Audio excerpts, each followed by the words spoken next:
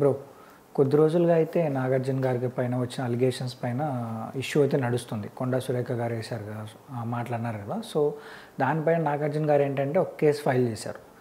మాకు పరువు నష్ట దావా వేశారు, అలాగే ఒక క్రిమినల్ కేసు ఫైల్ చేశారనమాట. అలాగే 100 కోట్లు ఇవ్వాలన్నట్టు పరువు నష్ట దావా పెట్టారు. అయితే ఇప్పుడు రీసెంట్గా ఏం జరుగుతుందంటే కాంగ్రెస్ చెందిన లీగల్ సెల్ లాయర్ అయితే రివర్స్గా మళ్ళీ నాగార్జున గారి పైన కేసు వేశారు. సో ఎందుకని మీరు అనుకుంటున్నారు? యాక్చువల్గా ఫస్ట్ థింగ్ ఏంటంటే నాగార్జున గారు అనే ఆయన రెప్యూటెడ్ పర్సన్ అండి. ఆయనకు ఉన్న అంటే పాలిటిక్స్తో సంబంధం లేకుండా ఓకే ఇండియా వైడ్గా ఫేమ్ ఉన్న యాక్టర్ ఆయన. సో ఆయన మీద ఫస్ట్ కాంగ్రెస్ వాళ్ళు చేసిన తప్పు ఎక్కడంటే హైడ్రా విషయంలో, తర్వాత మళ్ళీ ఆమె వాళ్ళ ఫ్యామిలీని ఆ విమర్శల్లోకి లాగడం, అదంతా ఆవిడేదో కేటీఆర్ గారిని అనబోయి ఆయన. సో ఈ గ్యాప్ లో అందరూ కాంగ్రెస్ ఎప్పుడు దొరుకుద్దా అని చూసినప్పుడు అక్కినేని ఫ్యామిలీకి వాళ్ళు దొరికారు. కంప్లీట్ గా ఇండస్ట్రీ మొత్తం పడిపోయారు వాళ్ళ మీద. సో ఎటు చూసినా కూడా వాళ్ళు పర్సనల్ గా చేయడం తప్పు, ఈ మాట అంటాం తప్పు, వీళ్ళు హైడ్రా చేయడం కూడా ఎటు చూసినా నాగార్జున గారి ఫ్యామిలీని ఎఫెక్ట్ చేసేదో టార్గెట్ చేసినట్టుగా నాగార్జున గారి ఫ్యామిలీ మీద పడడం అనేది కొంచెం కాంగ్రెస్ వాళ్ళు చేసిన తప్పు. దానికి తిరిగి నాగార్జున గారు ఇంకా ఎట్లా రివెంజ్ తీర్చుకోవాలన్నప్పుడు ఆయన బేసిక్గా ఆయన తెలివితేటలు లేకుండా అంత స్థాయిలో ఉండడు. ఆయన ఈజ్ ఎంత నాగేశ్వరరావు గారు అబ్బాయి అయినప్పటికీ ఆయనకంటూ ఆయన సంపాదించుకున్నది చాలా ఉంది. మరి ఇన్ని బిజినెస్లు నడపాలంటే ఆయన ఎంత స్ట్రాంగ్ గా ఉండాలి? ఈజ్ స్ట్రాంగ్ అండ్ ఆయన మైండ్ కానీ ఆ పవర్ కానీ ఇప్పటికి ఇంకా ఎనర్జెటిక్ గా ఉంటూ నడిపించుకుంటారు అనమాట. సో నాగార్జున గారు ఏందనేది ఆయన బిజినెస్ మెంటాలిటీ ఇండస్ట్రీ అందరూ తెలుసు. సో ఆయన ఒక ధ్వజస్తంభం, ఒక వన్ ఆఫ్ ద పిల్లర్ అని చెప్పొచ్చు టీఎఫ్ఐలో. సో మరి అలాంటి ఆయన మీద కాంగ్రెస్ పార్టీ ఎందుకు ఎంత రాళ్లు విసురుతుంది? సో కాంగ్రెస్ పార్టీ చేసేది కూడా తప్పే, ఎందుకంటే ఆయన మీద పదే అన్ని సార్లు ఆయన లాగడం అది కరెక్ట్ కాదు. ఇప్పుడు ఆయన దానికి తగ్గట్టుగా ఏం చేశాడు, 100 కోట్ల జరిమానా అని చెప్పి పరువు నష్టం కింద కేసు వేసాడు.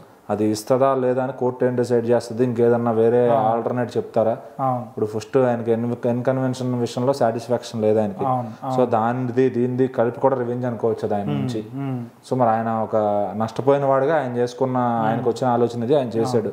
సో మళ్ళీ ఇటు పక్క నుంచి కాంగ్రెస్ పార్టీ వాళ్ళు వచ్చి ఏ కేసు పెట్టాలో తెలియక దాన్ని తిప్పి కొడదాం అని చెప్పి లీగల్ సెల్ అది ఇది అని చెప్పి, అంటే బీసీ మహిళా మంత్రి ఆవిడ కమ్యూనిటీ పరంగా వెళ్తున్నారు అనమాట. సో ఆవిడ్ని ఇట్లా తక్కువ చేస్తున్నారని చెప్పి, అంటే ఏంటి ఇక్కడ రీజనే లేదు కమ్యూనిటీ పరంగా. అసలు కమ్యూనిటీ ఎందుకు వచ్చింది అనుకుంటున్నారు? ఇప్పుడు ఆమె అలిగేషన్స్ చేసింది ఎందుకంటే ఇప్పుడు మిమ్మల్ని ఒక రాయితో కొట్టాడు, మీరేం చేస్తారు, వాడిని తిరిగి రాయితో కొట్టాలనుకుంటారు. లేదు మీరు అంత పీస్ఫుల్ మనిషి అయితే ఏం చేస్తారు, కొంతకాలం ఆగిపోయి వదిలేసే కైండ్ కూడా ఉంటారు. కొంతమంది ఉంటారు ఆ రాయితోనే కొట్టాడు, నేను రాయితోనే కొట్టాలా ఏంటి, నేను బ్యాట్ తో కొడతా అనేవాడు ఉంటాడు. సో ఆబ్వియస్ గా ఇప్పుడు మళ్ళీ అతని మీద రివెంజ్ తీర్చుకోవడానికి ఇంకా 100 పథకాలైనా పన్నుతారు, అట్లా ఇబ్బంది ఏం లేదు. సో ఏ లూప్ లో వెళ్ళొచ్చు. ఇప్పుడు ఆల్రెడీ మాట అనేసిన తర్వాత దాన్ని వెనక్కి తీసుకోలేరు. ఆయన మరి 100 కోట్లు వేయడం కూడా వీళ్ళకి చాలా ఇబ్బందికరంగా ఉండొచ్చు. సరే ఇబ్బందికరంగా ఉంది, వాళ్ళు ఫీల్ అయితే వాళ్ళు ఒక లూప్ హోల్ ఎతకాలి.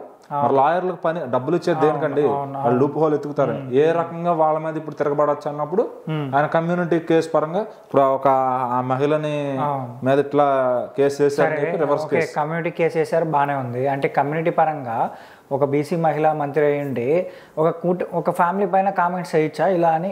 అంటే ప్రూఫ్స్ ఏమున్నాయి, మీరు ప్రూఫ్స్ సబ్మిట్ చేసి కామెంట్ చేయండి. ఆవిడ పరంగా ఆవిడ అనుకోలేదు అంత నెగిటివ్ అయిపోద్ది అని చెప్పి, ఆవిడ ఓన్లీ కేటీఆర్ గురించే తప్పుగా మాట్లాడుతున్నా అనుకుంది కానీ ఇటు ఈ ఫ్యామిలీ మొత్తం సఫర్ అయ్యేలాగా మాట్లాడానని అప్పుడు అనుకుని ఉండకపోవచ్చు.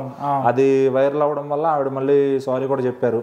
సో ఇది మళ్ళీ మాట అయితే వెనక్కి తీసుకోలేరండి. 100 కోట్లు కాదు 1000 కోట్లు వేసిన ఒకసారి చేసిన తప్పుడు వ్యాఖ్య ఏదో అది మళ్ళీ వెనక్కి తీసుకోలేదు. 4 గోళ్ల మధ్య జరిగిన విషయం కాదు కదా, మొత్తం ప్రపంచానికి పాకిపోయింది. ఇప్పుడు మాటలు ఎలా వస్తాయి, వెనక్కి రావు. సో ఎంత డబ్బులు ఇచ్చినా వెనక్కి రావు, ఒకవేళ వాళ్ళు వెళ్ళి క్షమాపణలు కోరినా కూడా వెనక్కి రావు. కానీ ఇక్కడ విషయం ఏంటంటే, సరే దానికి ఏంటి కోర్టు అయితే ఒక జడ్జిమెంట్ అయితే ఇవ్వాలి, వాళ్ళైతే ఒక విచారణ జరుగుతుంది. కానీ ఈ గ్యాప్లో ఒక కేసు వేయడం అనేది కొంచెం ఆశ్చర్యంగా షాకింగ్గా ఉన్నది. సో మరి దీన్ని నాగార్జున గారు ఎలా ఫేస్ అయిపోతున్నారు? ఇంకా నాగార్జున గారికి ఏముందండి, ఆయనకేమీ నష్టం లేదు, రూపాయి కోసం ఆశపడే మనిషి కాదు. వాళ్ళకి బుద్ధి రావాలనే ఆయన ఇలా ఐడియా. ఇప్పుడు ఆయన నష్టపోయింది ఏంటంటే ఇన్కన్వెన్షన్. సో దాన్ని మళ్ళీ పునర్నిర్మించాలంటే ఒక స్థలం ఆయన మళ్ళీ చూసుకుని బిల్డింగ్ అంతా కొంచెం టైం పడుతుంది. సో మళ్ళీ అయితే అది హుందాగా గౌరవంగా ఆ గవర్నమెంటే తిరిగి కట్టివ్వాలి అన్నప్పుడు మరి అది చేస్తే ఆయన కొంత ఆయన కోపం తగ్గించుకుంటాడు.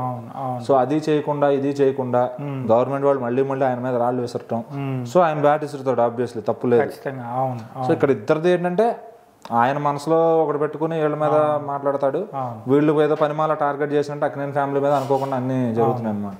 సో దీనికి ఎండ్ కట్ అనేది లేదు. రేపు నాగార్జున గారు ఇంకొకటి అక్కడ కోర్టులో కేసు కానీ గెలిస్తే ఆవిడ 100 కోట్లు ఇచ్చేస్తారా? 1 crore 5 crore వరకు అంటే అఫోర్డ్ చేయగలుగుతారేమో మినిస్టర్ గారు కాబట్టి. సో 100 కోట్లు అనేది ఎవరికైనా ఈవెన్ డైరెక్టర్ రేవంత్ రెడ్డి గారి మీద వేసినా కూడా ఆయన ఇప్పుడు 100 కోట్లు అనేది is not a small matter అండి, పెద్ద మ్యాటర్ కాబట్టి ఎవరైనా ఇవ్వాలంటే అంత ఈజీ కాదు. అంటే ఏదన్నా వాళ్ళ ఖర్చులకైతే పెట్టుకుంటారు కానీ అవతల మనిషికి ఇవ్వాలి అంటే అది ఫైన్ గా ఇవ్వాలంటే ఎవరు యాక్సెప్ట్ చేయరు. అందులోనూ వైట్ మనీగా ఇవ్వాలి కాబట్టి ఖచ్చితంగా దే కాంట్ అనమాట. సో దానికి ఆల్టర్నేట్ గా ఇప్పుడు దాన్ని అదే బ్యాలెన్స్ చేసుకుంటూ వెళ్ళాలంటే వీళ్ళ లీగల్ సెల్ ఆలోచించి వీళ్ళకి ఇట్లాంటిది కేసు పెడతామని చెప్పి కేసుని డ్రాగ్ చేయాలి కాబట్టి దాన్ని కొంచెం ఎలాబరేట్ చేయాలి కాబట్టి ఇంకా మళ్ళీ ఒక దానిపైన ఇంకో కేసేసి ఇంకో కేసు ఇట్లా లాగేస్తున్నారు. అది ఎంత దూరం వెళ్తుంది, ఎండ్ పాయింట్ ఎక్కడ అనేది ఎవరూ చెప్పలేము. అయితే నాగార్జున గారు తగ్గాలి, లేదా కాంగ్రెస్ పార్టీ వాళ్ళు వీళ్ళ మీద తగ్గాలి. ఎవరో ఒకళ్ళు తగ్గితే గానీ ఇది తగ్గదు కేసు అనేది. లేదంటే రోజు రోజుకి నాగార్జున గారు ఖాళీగా ఉన్నారు, ఎంత దూరం వెళ్తారు, ఇబ్బంది ఏం లేదు, బిజినెస్ అన్ని పక్కన పెట్టైనా ఆయనకేం నష్టం లేదు. అంటే ఒక పర్సన్ ఏదైనా హార్ట్కి కానీ మైండ్కి కానీ తీసుకున్నాడు, దీన్ని గట్టిగా కొట్టాలి, ఈ కేసుని ఎలా అయినా తేల్చాలనుకున్నారంటే ఆయన ఎంత దూరం వెళ్తారు. అదే ఇప్పుడు వీళ్ళకి పనులు ఉంటాయి, మినిస్టర్లు వీళ్ళు చేయాల్సిన పనులు, వీళ్ళకి బిజీ షెడ్యూల్ ఉంటాయి. నాగార్జున గారు షూటింగ్ పక్కన పెడితే సగం టైం ఖాళీగానే ఉంటారు. అట్లా ఏం లేదు, ఆయన దిగాలి వెళ్ళాలి అంటే ఎంత లోతుగానే వెళ్తారు. ఆయన అదేం లేదు, ఇబ్బంది ఏం లేదు. వీళ్ళు తగ్గితే బెటర్ అని అడిగితే వీళ్ళు ఇప్పటికే 2-3 తప్పులు చేశారు కాబట్టి ఆయన మీద. సో వీళ్ళే తగ్గితే సెటిల్ అయిపోద్ది మ్యాటర్. అది సరే చూద్దాం మరి వీళ్ళు తగ్గుతారా లేదంటే నాగార్జున గారు తగ్గుతారా, ఈ కేసు ఎంత దూరం వెళ్తుందో వెయిట్ చేస్తాం.